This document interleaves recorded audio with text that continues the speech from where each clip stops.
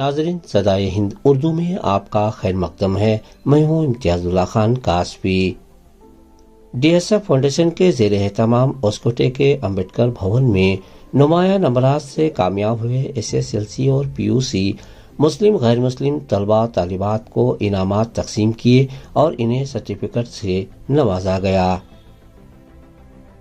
इस मौके पर एक जहन साजी प्रोग्राम का एहतमाम किया गया, जिसमें दानिश्वरान ने अपने ज़रीन ख्यालात से तलबा और तालिबात को मजीद तालीमी तरक्की के लिए आमादा होने की तरगीब दी। इस मौके पर सुप्रीम कोर्ट के साबिक जज लोकायुक्ता गवर्नमेंट ऑफ कर्नाटका जनाब संतोष हेगड़े और additional commissioner government of Karnataka GST जनाब रफ़ी पाशा इस प्रोग्राम के खास मेहमान रहे।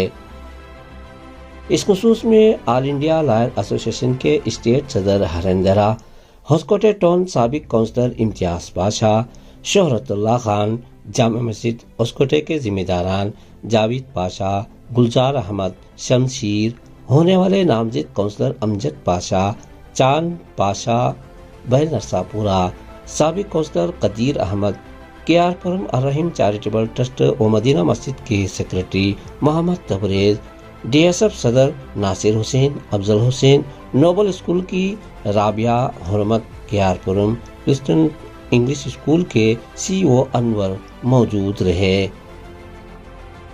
इस प्रोग्राम में ओस्कोटे शहर से स्कूल कॉलेज में पढ़ने वाले तलबा तालिबात, मुस्लिम गैर मुस्लिम, इनके वालिदैन कसीर तादाद में शरीक रहे। From Noble English School, this is the motivation program we all are attended, and it's very great and pleasure here for all of us to be and honored by this and honored by DSF, and we all thank you so much from Noble English School. We thank our ma'am, so because of her we are here.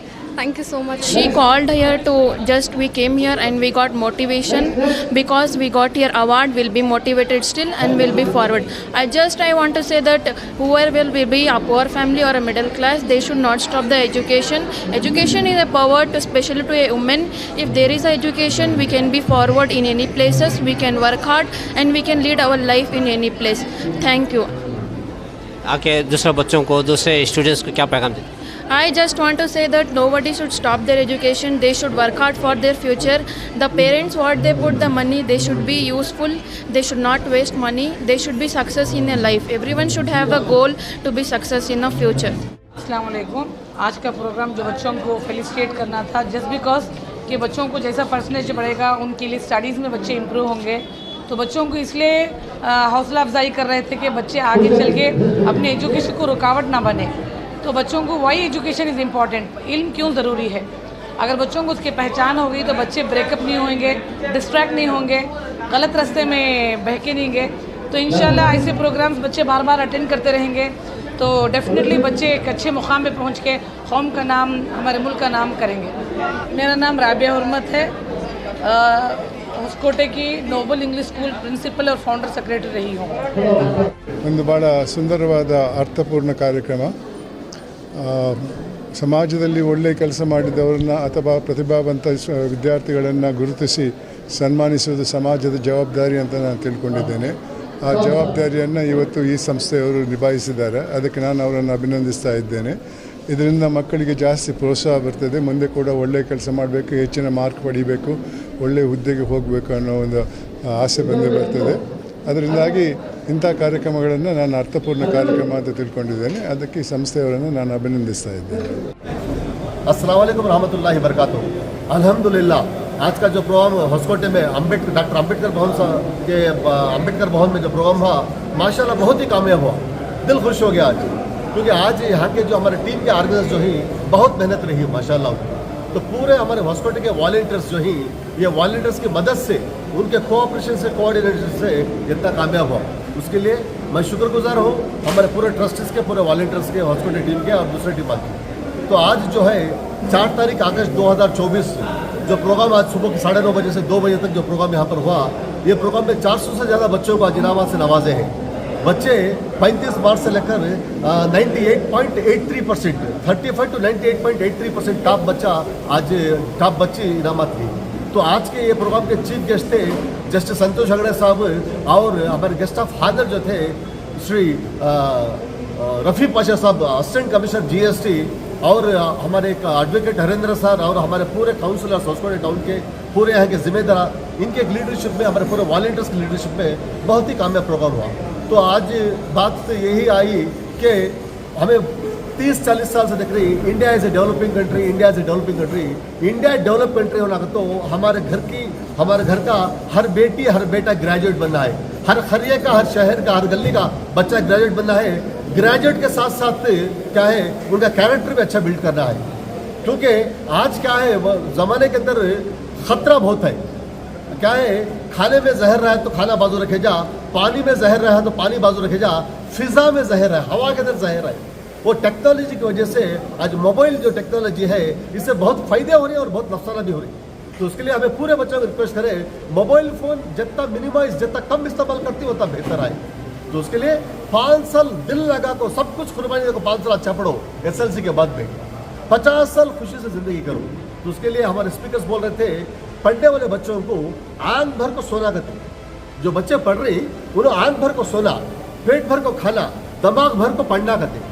जो बच्चे दिमाग भर को पढ़ते नहीं, आंख भर को सोते नहीं, पेट भर को खाते नहीं, उनकी सेहत भी अच्छी रहती नहीं, उनका फ्यूचर भी अच्छा रहता नहीं। उनकी सेहत भी अच्छी रहना, उनके हेल्थ भी अच्छा रहना, फ्यूचर भी अच्छा रहना का तो हमें वजनदार बनना है। और वजनदार बोले तो एग्जाम्पल दे रहे थे, फुटबॉल है, फुटबॉल को हर एक आदमी पाँव से मारता है क्योंकि वो हल्का है, उसके अंदर हवा है। पाँव से मारे तो पाँव को चोट नहीं आती। वही शॉट पुट है लोहे का, उसे कोई पाँव से मारने की हिम्मत नहीं करता, उसे खांधे पर रख के कल्ले को लगा के इज्जत से भिड़काता है क्योंकि वो वजनदार है। हमारे बेटियां हमारे बेटे अगर से वजनदार बने तो ये समाज ये मुल्क उनको इज्जत देता है। तो उसका वजनदार बनना है। वजनदार बनना तो हमें हियर एंड हियर आफ्टर दुनिया में और आखिरत में दोनों जगह कामयाब होना है। दोनों जगह कामयाब होना का तो हमारे उलमा की बात सुनना है, हमारे बड़ों की बात सुनना है, हमारे टीचर्स की बात सुनना है और हमारे बच्चों अपने माँ बाप की बात सुनना है।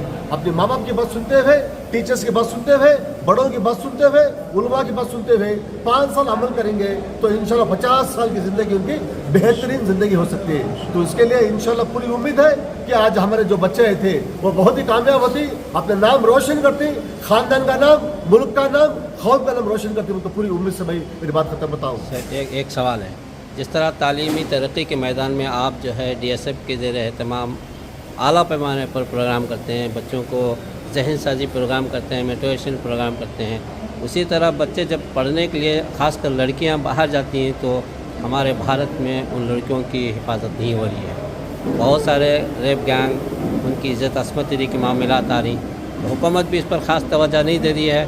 तो आप अपनी DSF की तरफ से लड़कियों के तहफ़्फ़ुज़ में जिस तरह आप तालीमी मैदान में तहफ़्फ़ुज़ कर रहे हैं लड़कियों की, तो उनके लिए आप अपना क्या ख्याल है, क्या आप हुकूमत को पैगाम देना चाहते हैं? एक्चुअली एक टीचर के पास 40-50 बच्चे रहते, एक स्कूल में 500-1000 बच्चे रहते, तो एक स्कूल मैनेजमेंट पूरा कंट्रोल नहीं कर सकता। टीचर के पास 40-50 बच्चे रहते, उन्हें कंट्रोल नहीं कर सकते। मगर दुनिया के हर माँ बाप को 4-5 बच्चे अच्छे मैक्सिमम। जो माँ बाप अपने 4-5 बच्चों का ख्याल नहीं रख सकते, टीचर कैसे 40 बच्चों का ख्याल रख सकता है? तो उसके वास्ते मेरी जिम्मेदारी है मेरे बेटे की, मेरी बेटी की जिम्मेदारी लेने की, इनकी जिम्मेदारी है इनकी बेटी की, इनकी बेटी की जिम्मेदारी लेने की। तो दुनिया का हर माँ बाप अपने बच्चों के ऊपर तवज्जो देना है, ख़ास तौर पर बाप तवज्जो देना है। आज हमारे कौम के बाप क्या समझता रहता हूँ, तम्बाकू लेगा को देने का मेरा काम बस होता चाहिए, नहीं, सिर्फ तम्बाकू लेगा को देने का काम नहीं। परवरिश में जब बच्चे बालिग हो जाते हैं वो माँ की बात नहीं सुनते, उस वक्त बाप जो है नज़र रखना पड़ता है। तो बाप की जिम्मेदारी बहुत बड़ी हो जाती है बच्चे बेटी या बेटा बालिग होने के बाद में। तो उसके वास्ते निगरानी माँ बाप की बहुत ज़रूरी है। हाँ माशाल्लाह टीचर्स कर रही, स्कूल्स कर रही, मोहल्ले की जिम्मेदारी कर रही, पर माँ बाप की भी होती जिम्मेदारी है अपने बच्चों की, उनकी निगरानी करने के लिए। इंशाल्लाह अगर माँ बाप भी निगरानी करेंगे तो बेशक हमारे बच्चे बहुत ही सेफ रह सकते हैं। सर जिस तरह आपने इसका खुलासा किया, ख़ासकर हमारे मुसलमानों में, अक़लियती तबके में 18 साल या 20 साल के बाद जो है आगे पढ़ाने या खौफज़दा होते हैं, उनको शादी करने का प्लान करते हैं, यानी हायर तालीम दिलाने का शौक़ और जज्बा नहीं रखते, खासकर अक़लियतों में। नहीं, क्या था, एक 10 साल पुरानी बात थी कि मुस्लिम समाज में लड़कियों को SLC पद में शादी करने का। आज क्या हो गया, एक अवेयरनेस आ गया बाप के अंदर, माँ के अंदर, नहीं अगर से मेरी बेटी को मैं सही तरबियत कराया, मेरी बेटी को मैं सही तरबियत कराया, हर बाप अपनी बेटी की सही तरबियत करे तो इंशाअल्लाह वो बच्चे आगे बढ़ सकते हैं। इस्लाम पे डेरे में रहते हुए अपने अपने ख़ानदान की इज़्ज़त का ख्याल रखते हुए, अपनी कौम की इज़्ज़त का ख्याल रखते हुए जो लड़की जो लड़का अच्छा पढ़ेगा ज़रूर वो बढ़ेगा।